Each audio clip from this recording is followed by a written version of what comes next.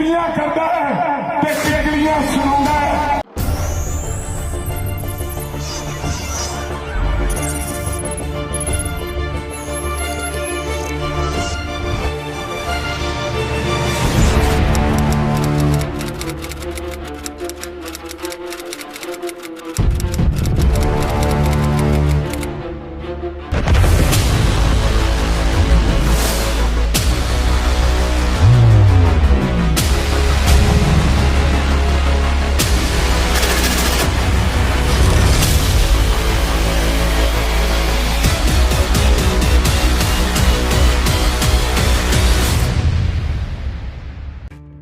Facebook के सभी दोस्तों को नमस्कार। उम्मीद करता हूं ठीक होंगे। तो आज हम बात करेंगे मकेरियां विधानसभा क्षेत्र की। बात करेंगे मकेरियां विधानसभा क्षेत्र में हिंदू समाज की। बात करेंगे मकेरियां विधानसभा क्षेत्र के हिंदू समाज के 70% वोट बैंक राजपूतों का होने के बावजूद राजपूतों की स्थिति आज हाशिए पर क्यों है।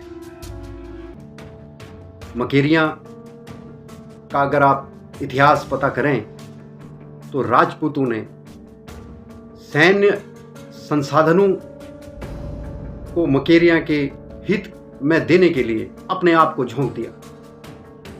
राजपूत पूर्वजों ने मकेरियां विधानसभा क्षेत्र में जो राजपूत हैं उनके पूर्वजों ने कृषि को बढ़ावा देने के लिए काफी योगदान दी।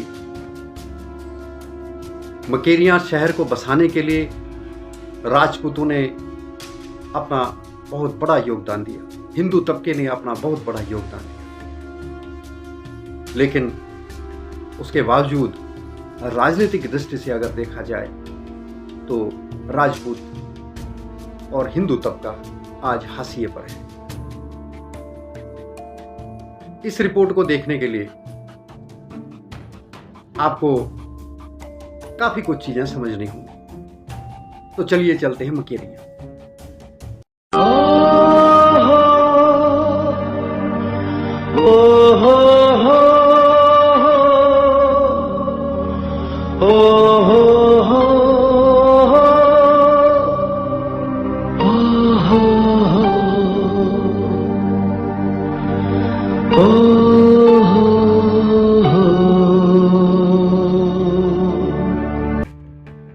पंजाब के जिलों की अगर बात करें तो पंजाब के जिलों में होशियारपुर, गुरदासपुर, पठानकोट और रोपड़ ऐसे जिले हैं जहां हिंदू वोट सबसे ज्यादा है, यानी कि ये हिंदू बहुल जिले हैं। होशियारपुर के मकेरियां विधानसभा क्षेत्र, होशियारपुर का मकेरियां विधानसभा क्षेत्र एक हिंदू बहुल क्षेत्र है। यहाँ टोटल वोट का 2 लाख से ऊपर वोट है। टोटल वोट का 70,000 वोट अकेले राजपूत बिरादरी की है। अगर पूरे हिंदू तबके की वोट को अगर हम देखें, जिसमें राजपूत बिरादरी, ब्राह्मण बिरादरी, एससी बिरादरी, ओबीसी बिरादरी, चांग बिरादरी, अगर टोटल बिरादरी की वोट हम देखें तो 85 से 86% वोट बैंक हिंदू बहुल वोट बैंक है। इसके अलावा जट बिरादरी की वोट बैंक 12 से 14% वोट बैंक है। मकेरियां विधानसभा चुनाव में 1972 से लेकर अभी तक 7 बार कांग्रेस ने उस सीट पर जीत हासिल की। कांग्रेस का गढ़ माने जाने वाले मकेरियां विधानसभा क्षेत्र में डॉक्टर केवल कृष्ण 5 बार एमएलए रहे, 1972 से लेकर के 2007 तक, 2002 तक। इसके अलावा 1997 और 2007 में भाजपा के अरुणेश कुमार शाकर यहां से एमएलए चुने। अभी पिछले आम चुनाव में 2022 में रजनीश बब्बी, पूर्व विधायक, मकेरियां के विधायक रजनीश बब्बी की धर्मपत्नी श्रीमती इंदु बाला, जो कि निर्वर्तमान विधायक थी, 2022 तक वो विधायक थी, 2019 से वो 2022 में भाजपा के कैंडिडेट जंगीलाल महाजन से काफी मतों के अंतर से अपना चुनाव हार गई। कांग्रेस का गढ़ माने जाने वाले हिंदू बहुल विधानसभा हलके में कांग्रेस ने परिवारवाद को बढ़ावा दिया। आज तक राजपूतों का काफी योगदान रहा। राजपूतों को की भावनाओं को, उनकी जिज्ञासा को, उनके इमोशंस को हमेशा पार्टियों ने बैकफुट पर रखा। 2021-2022 में पूरे देश में किसानों का विरोध था। इस दौरान 700 से 750 किसानों की डेथ हो गई जब वो दिल्ली में किसानों के हक के लिए लड़ रहे थे। किसानों के विरोध के बावजूद पंजाब में भारत के प्रधानमंत्री मोदी अपनी रैली को संबोधित किए बिना ही वापस यहां से बैरंग लौट गए। उस टाइम के पंजाब के मुख्यमंत्री चरणजीत सिंह चन्नी का बयान भी काफी चर्चा में रहा। किसानों के इतना विरोध होने के बावजूद मकेरियां विधानसभा क्षेत्र से भाजपा के उम्मीदवार जंगीलाल महाजन जीत गए। वो पहली बार एमएलए बने। 2022 के आम चुनाव में मकेरियां विधानसभा क्षेत्र से आम आदमी पार्टी के प्रोफेसर GS मुल्तानी मैदान पर आए। वो आम आदमी पार्टी की तरफ से एमएलए के उम्मीदवार थे। पंजाब में आम आदमी पार्टी की बहुत ज्यादा हवा थी। लोग परेशान थे पिछली पार्टियों से। उन्होंने नई पार्टियों के उम्मीदवारों का चयन किया और ठीक ठाक बहुमत आम आदमी पार्टी ले गई। इतना ज्यादा फेवर होने के बावजूद प्रोफेसर GS मुल्तानी अपना चुनाव नहीं जीत पाए। प्रोफेसर GS मुल्तानी के चुनाव हारने के कई कारण हैं, जिसमें से 2 कारण मुख्यतया है। पहला कारण यह था कि कई बार वो अपनी पग खोल देते, कई बार वो अपनी पगड़ी लगा लेते, पहन लेते, जिससे दूर दराज के गांव का वोटर कंफ्यूज हो गया। क्योंकि इन चीजों का काफी महत्व होता है। जाति, धर्म, आप किस जाति से जुड़े हैं, किस धर्म से जुड़े हैं, उन चीजों का काफी महत्व होता है। इलेक्शन के दौरान आपकी छवि क्या है, आप क्या कह रहे हैं, आप कब बदल रहे हैं, इन चीजों का प्रभाव प्रोफेसर मुल्तानी के वोट बैंक पर पड़ा। क्योंकि मकेरियां विधानसभा क्षेत्र 10वां विधानसभा क्षेत्र के लास्ट एरिया तक उनकी सरहद लगती है। दूसरा उनका कारण ये रहा कि आम आदमी पार्टी की इतनी ज्यादा हवा थी कि वो ओवर कॉन्फिडेंट हो गए। वो कई गांव में गए ही नहीं, जिससे वो चुनाव हार गई।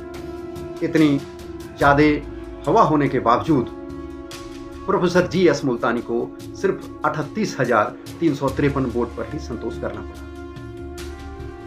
इसके अलावा कांग्रेस का गढ़ माने जाने वाले मकेरियां विधानसभा क्षेत्र में 7 बार एक ही परिवार के लोग विधायक रहे, एमएलए रहे।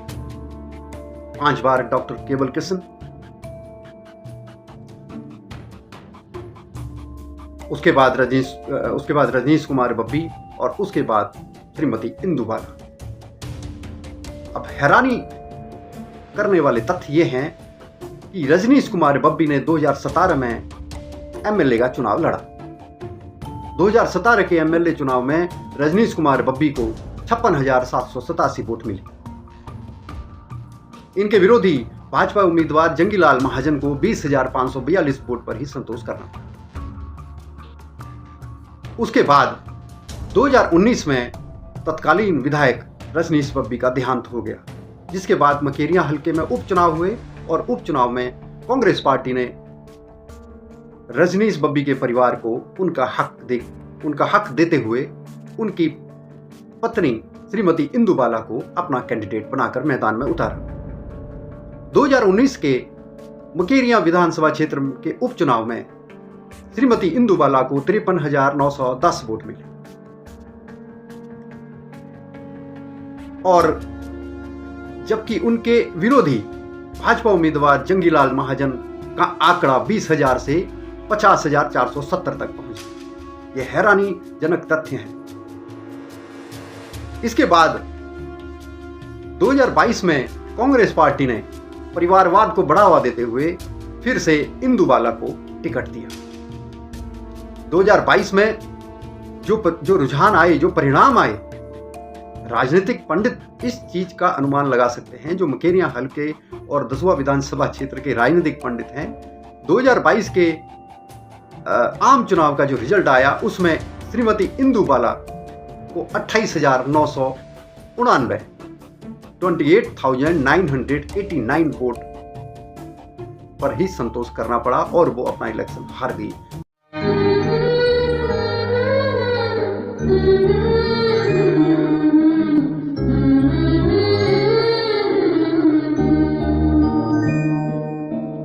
वहीं उनके विरोधी रहे भाजपा उम्मीदवार जंगीलाल महाजन को 41,044 वोट मिली और वो एमएलए घोषित हुए।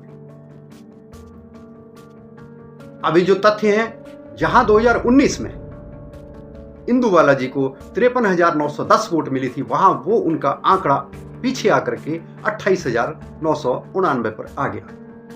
वहीं मकेरिया विधानसभा क्षेत्र के आम चुनाव में 2022 में एक और कैंडिडेट सरबजोत सिंह साबी, जो कि शिरोमणि अकाली दल से की टिकट पर उन्होंने अपना चुनाव लड़ा, उनको 28,984 वोट मिले, जिनका वोट का डिफरेंस श्रीमती इंदुबाला से 5 वोट वो पीछे रहे।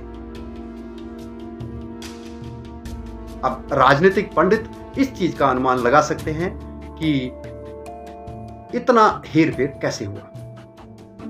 2022 में, 2021 में के मध्य में या 2022 तक किसानों का भारी विरोध होने के बावजूद मकेरियां हल्के से भाजपा उम्मीदवार जंगीलाल महाजन का एमएलए बना, काफी कुछ कहता है।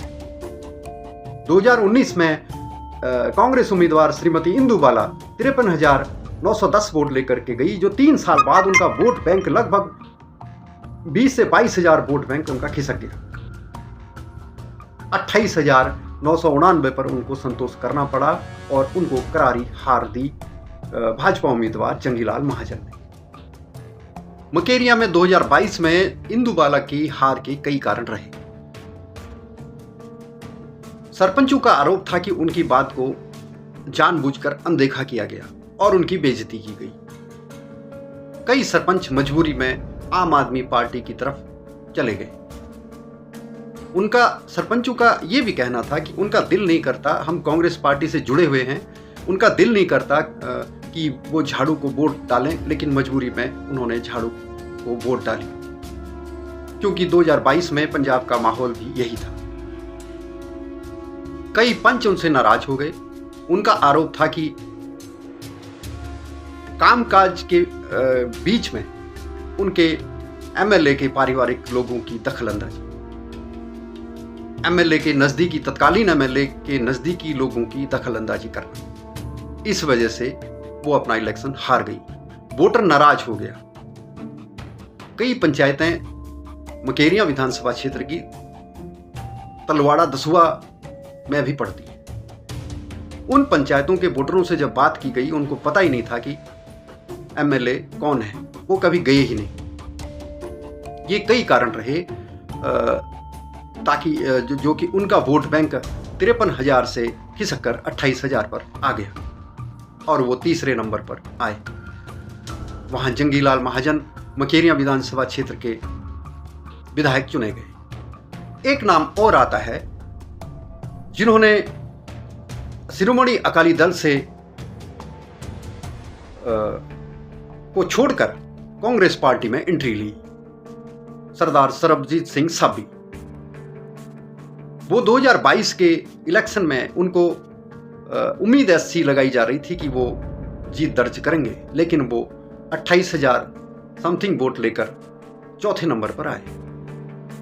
विक्रम सिंह मजीठिया के राइट हैंड माने जाने वाले सरबजोत सिंह साबी को जब वो शिरोमणि अकाली दल में थे तो कांग्रेस के कई लीडर, कई बड़े दिग्गज पानी पी पी करके कोसा करते थे। लेकिन मई और जून के मध्य में 2025 में उन्हीं लीडरों ने सर्वजोत सिंह साबी के साथ अपना मंच साझा किया और उनको पार्टी ज्वाइन करवा दी।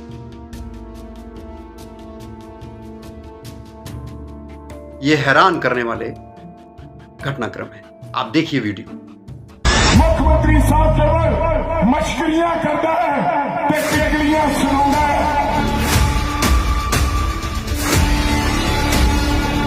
पंजाब हमारे गले को 2 साल की बात।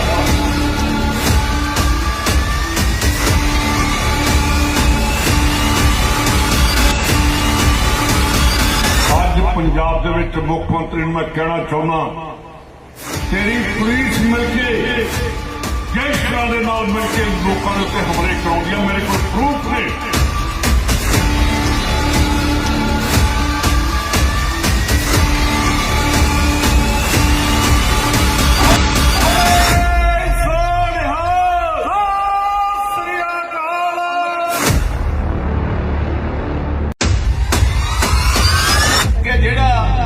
ਸਰਬਜੋਤ ਸਿੰਘ ਸਾਬੀ ਹੈ ਇਹ ਤਗੜਾ ਲੀਡਰ, ਪॉपुलर ਲੀਡਰ। ਸਰਬਜੋਤ ਸਾਬੀ ਜਿੰਦਾਬਾਦ, ਸਰਬਜੋਤ ਸਾਬੀ ਜਿੰਦਾਬਾਦ। ਇਹ ਜਿੰਨੇ ਵਾਰ ਕਰਦੇ ਆ ਇਹ ਕੌਮ ਨੂੰ ਬਾਤ ਨੂੰ ਜਿਹੜਾ ਤੇ ਕਰ ਦੇਣਗੇ। राजनीति में चाल, चरित्र और चेहरा कोई मायने नहीं रखता। राजनीति का एक नियम और है, या तो आप अपनी लाइन लंबी करें, अगर आप अपनी लाइन लंबी नहीं कर सकते तो फिर उसका दूसरा तरीका यह है कि आप दूसरे की लाइन काट दें। सर्वजोत सिंह साबी ने अपनी लाइन लंबी करने की कोशिश की और उसी कोशिश में एक कोशिश और की। उन्होंने कांग्रेस के पूर्व विधायक श्रीमती इंदु बाला की राजनीतिक लाइन काटने की कोशिश की, लेकिन वो ऐसा कर पाए या नहीं कर पाए, क्योंकि 2022 के आम चुनाव में उन दोनों के वोट बैंक का अंतर सिर्फ 5 वोट का था। ये एक हैरानीजनक तथ्य है। अब वो कोशिश कामयाब हुई या नहीं हुई वो 2027 में पता लगेगा। बहरहाल उनके पार्टी ज्वाइन करने के कुछ दिनों बाद इंदु बाला ने मकेरिया में ही अपना शक्ति प्रदर्शन किया। इस शक्ति प्रदर्शन में भी लगभग वही लीडर मौजूद थे जो सर्वजोत सिंह साबी के ज्वाइनिंग वाले दिन मकेरिया में मौजूद थे। इदां दे परिवार ਜਿਹੜੇ नहीं ਲੱਭਣੇ, ਤੁਸੀਂ ਕਿਸੇ ਬੱਚੇ ਨੂੰ ਪੁੱਛ ਲਓ, ਉਹਦੇ ਅੱਖਾਂ ਤੇ ਪੱਟੀ ਬੰਨ ਦਿਓ, ਉਹ ਤੁਰਿਆ ਤੁਰਿਆ ਡਾਕਟਰ ਕੇਵਲ ਕਿਸ਼ਨ ਦੇ ਘਰ ਆ ਜਾਊ। ਹੁਣ ਉਹ ਤੁਸੀਂ ਸਾਰੇ ਜ਼ਿਮੀਂਦਾਰ ਜੇ, ਸਾਰੇ ਜਾਨੀ ਜਾਨ ਜੇ, ਘਰਾਂ ਦੇ ਕੰਮ ਕਰਨ ਵਾਲੇ ਜੇ ਆਪਣੇ ਡੰਗਰਾਂ ਦੇ ਵਿੱਚ ਕੋਈ ਮੱਝ ਨਵੀਂ ਲੈ ਆਈਏ ਤੇ ਆਪਾਂ ਕਿੱਥੇ ਬੰਨੀ ਦੀ, ਡੰਗਰਾਂ 'ਚ ਬੰਨੀ ਦੀ ਐ? ਨਹੀਂ, ਸਿਆਣਾ ਬੰਦਾ ਕਹਿੰਦਾ ਇਹਨੂੰ ਥੋੜੀ ਜਿਹੀ ਪਿੱਛੇ ਬੰਨੋ, ਇਹ ਆਪਣੇ ਡੰਗਰਾਂ ਨੂੰ ਵੀ ਖਰਾਬ ਕਰੇਗੀ। ਮੇਰੇ ਕੋਲ ਸਿੱਧੀਆਂ ਸਪਸ਼ਟ ਗੱਲਾਂ ਨੇ। ਜੇ ਅਸੀਂ ਹਾਂ, ਜੇ ਤੁਸੀਂ ਹੋ, ਮੇਰੇ ਅਸੀਂ ਕਹਿਣ ਦਾ ਮਤਲਬ ਹੈ ਤੁਸੀਂ ਸਾਰੇ, ਤੇ ਇਹ ਪਰਿਵਾਰ ਹੈ, ਇਹ ਮੈਡਮ ਇੰਦੂ ਬਾਲਾ ਆ, ਤੇ ਜੇ ਮੈਡਮ ਇੰਦੂ ਬਾਲਾ ਹੈ ਤੇ ਅਸੀਂ ਆ। ਜੀ ਸਦਕੇ ਸਾਡੇ ਵੱਲੋਂ ਸਾਰਾ ਪੰਜਾਬ ਹੀ ਭਾਵੇਂ ਕਾਂਗਰਸ 'ਚ ਸ਼ਾਮਲ ਹੋ ਜਾਵੇ, ਜੀ ਆਇਆਂ ਨੂੰ, ਸਤਿਕਾਰ है उन्हां दा। पार्टी की इस अंदरूनी लड़ाई को जनता ने भांप लिया था 2022 में ही, और उन्होंने पार्टी विचारधारा से ऊपर उठकर एक हिंदू चेहरे को वो आगे लाए, जो चेहरा जंगीलाल महाजन के रूप में था। उन्होंने किसानों के विरोध होने के बावजूद जंगीलाल महाजन को अपना नेता चुना। वो वोट बैंक कांग्रेस का खिसका, वो वोट बैंक आम आदमी पार्टी का खिसका, और वो वोट बैंक शिरोमणि अकाली दल का खिसक करके भाजपा की झोली में चले गए। कांग्रेस पार्टी को इन तथ्यों पर सोचना चाहिए टोटल वोट बैंक से 70,000 वोट सिर्फ राजपूतों की है। भाजपा को भी इस चीज पर गौर करना चाहिए। भाजपा के जो पुराने लीडर हैं उनमें ठाकुर संग्राम सिंह, ठाकुर विशाल मनकोटिया, ठाकुर संदीप मनहास ऐसे कद्दावर लीडर हैं जो अपनी विचारधारा के साथ कई सालों से जुड़े रहे, जिन्होंने पार्टी के प्रोटोकॉल और पार्टी की जो भावनाएं हैं, जो पार्टी का अनुशासन है, उसको सबसे पहले प्राथमिकता दी। लेकिन इस प्राथमिकता को सम्मान देने के साथ साथ वो आज तक बैकफुट पर रहे। इसी तरह से कांग्रेस पार्टी को भी राजपूत समाज के उत्थान के लिए कुछ नियम उठाने चाहिए ताकि वो परिवारवाद को छोड़कर राजपूत समाज को आगे लेके आए, जिनकी 70,000 वोट एक माना रखता है। 70,000 वोट मकेरिया में कुल वोट में से राजपूत समाज की है। राजपूत समाज के कई लीडर हैं जिन्होंने पूरी उम्र भर अपनी ईमानदारी और तन्मयता से पार्टी की सेवा की। इन लोगों में मैं कुछ नाम आपको गिना रहा हूं। ठाकुर सुमित डडवाल। ठाकुर सुमित डडवाल ने जब से हमने होश संभाला है तब से वो पार्टी के साथ जुड़े रहे और उन्होंने पूरी तन्मयता से पार्टी की विचारधारा का सम्मान किया, पार्टी को टाइम दिया। और जब ये वीडियो बन रही है वो आज भी वो पंजाब में एक सीट पर उपचुनाव हो रहा है, वहां वो व्यस्त है। आगे इन लोगों में ठाकुर तरसेम मनहास, पार्टी के कद्दावर लीडर, इन्होंने निचले तबके से लोगों को जोड़कर पार्टी को बहुत बड़ा वोट बैंक दिया है। इसके अलावा मुगलेश कुमार जज, पार्टी की को आगे लाने में इनकी अहम भूमिका रही। अमरजीत सिंह टाटे गटवा, पार्टी मकेरिया पार्टी के एक मजबूत स्तंभ के रूप में इन्होंने कांग्रेस के लिए काम किया। सचिन समयाल, पार्टी के कर्मठ कार्यकर्ता, इन लोगों ने पार्टी की रीतियों नीतियों को निभाने के साथ साथ पार्टी की जो सार्वभौमिकता है उनको लोगों तक पहुंचाया, पार्टी की विचारधारा को लोगों तक पहुंचाया और लोगों को इकट्ठा करने में इन लोगों की अहम भूमिका रही। लेकिन दुख की बात यह है कि ये सारे लोग आज बैकफुट पर हैं। ये 2022 में भी बैकफुट पर थे, जिसका खामियाजा पार्टी को भुगतना पड़ा। सरबजोत सिंह साबी के कांग्रेस पार्टी ज्वाइन करने के तुरंत बाद मकेरिया की पूर्व विधायिका इंदु बालाजी के द्वारा मकेरिया में शक्ति प्रदर्शन किया गया। उस शक्ति प्रदर्शन में कई वक्ताओं ने अपने वक्तव्य दिए, अपनी बात रखी, लेकिन उस वक्तव्य के बीच में एक वक्ता ने सरबजोत सिंह साबी के ऊपर बिना नाम लिए अभद्र टिप्पणी की। कोई मੱਝ नवी ले आइए ते ਆਪਾਂ ਕਿੱਥੇ ਬੰਨੀ ਦੀ, ਡੰਗਰਾਂ 'ਚ ਬੰਨੀ ਦੀ ਐ? ਨਹੀਂ, ਸਿਆਣਾ ਬੰਦਾ ਕਹਿੰਦਾ ਇਹਨੂੰ ਥੋੜੀ ਜੀ ਪਿੱਛੇ ਬੰਨੋ, ਇਹ ਆਪਣੇ ਡੰਗਰਾਂ ਨੂੰ ਵੀ ਖਰਾਬ ਕਰੇਗੀ। दो आयोजन हुए। पहला आयोजन सरबजीत सिंह साबी ने किया, दूसरा आयोजन शक्ति प्रदर्शन के रूप में मकेरिया विधानसभा क्षेत्र की पूर्व विधायिका श्रीमती इंदु बाला के द्वारा किया गया। इन दो आयोजनों के बाद भी मकेरिया हलके में कुछ और भी घटित हो रहा था, कुछ और भी घटनाक्रम होने की तैयारी थी, योजना थी, जिसका आम नागरिक को पता नहीं था। मकेरिया विधानसभा क्षेत्र के अधीन कई पंचायतें तलवाड़ा ब्लॉक के अधीन आती हैं।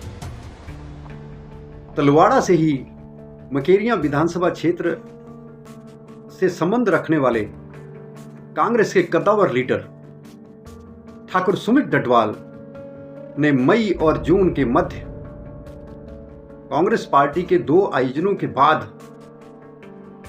एक बड़ा आयोजन आयोजित किया।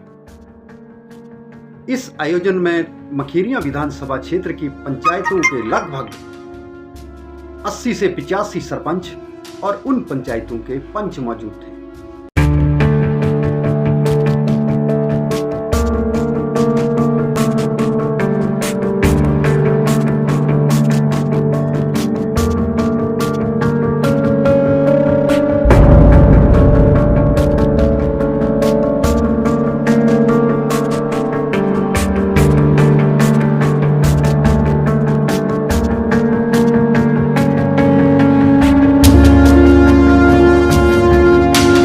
मेरी नजर में इन आयोजनों का सीधा सीधा मतलब कांग्रेस की सीनियर लीडरशिप को सूचना देना था। उस आयोजन के बाद मकेरियां विधानसभा क्षेत्र से लेकर के 10वां विधानसभा क्षेत्र तक की कांग्रेस लीडरशिप में एक भूचाल आ गया। हजारों की संख्या में महिलाएं मौजूद थी, हजारों की संख्या में पुरुष मौजूद थे और कई पंचायतों के 80 से 85 पंचायतों के सरपंच और पंच मौजूद थे। उनकी मौजूदगी में कई वक्ताओं ने अपनी बात रखी। उन वक्ताओं का कहना था कि पार्टी के द्वारा हिंदुओं को संगठित किया जाना चाहिए और ये सही भी है। 2 लाख से ऊपर वोट बैंक टोटल है, जिसमें से 70,000 वोट बैंक 70 से 72,000 वोट बैंक सिर्फ राजपूतों का है, राजपूत समाज का है। और राजपूत समाज का काफी योगदान रहा आज तक मकेरियां हलके के लिए। अगर टोटल हिंदू बहुल वोट को गिना जाए तो टोटल वोट का 85 से 86% वोट बैंक हिंदू बहुल वोट बैंक है।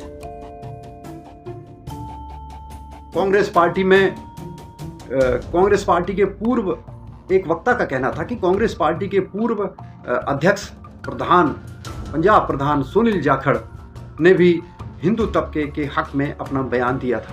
उन्होंने कांग्रेस पार्टी के ऊपर हिंदुओं को अनदेखा करने का आरोप लगाया और इसके महज 3-4 दिनों के बाद ही उन्होंने पार्टी से त्याग पत्र देकर वो भाजपा में शामिल हो गए। उसके कुछ दिनों बाद भाजपा ने उनको अपना पंजाब का प्रधान बनाया।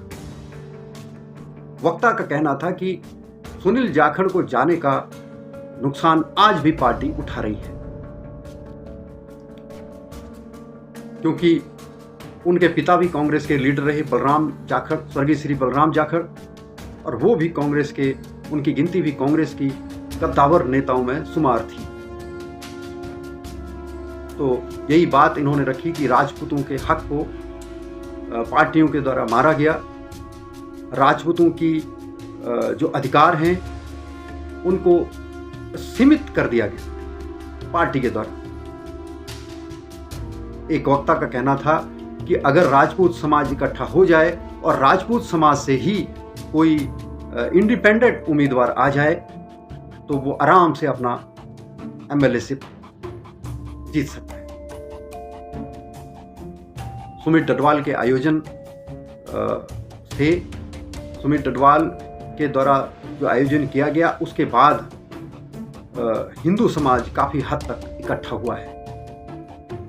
उसके बाद राजपूत समाज काफ़ी हद तक इकट्ठा हुआ है और यह कहने में कोई दो राय नहीं है कि आने वाले आम चुनाव में 2027 के आम चुनाव में मकेरियां विधानसभा हल्के से कोई हिंदू चेहरा ही एमएलए के रूप में आगे आएगा। अभी के लिए इतना ही। बहुत जल्द दसुआ की कुछ अनसुलझे रहस्यों के साथ आपसे मुलाकात करूंगा। तब तक के लिए नमस्कार।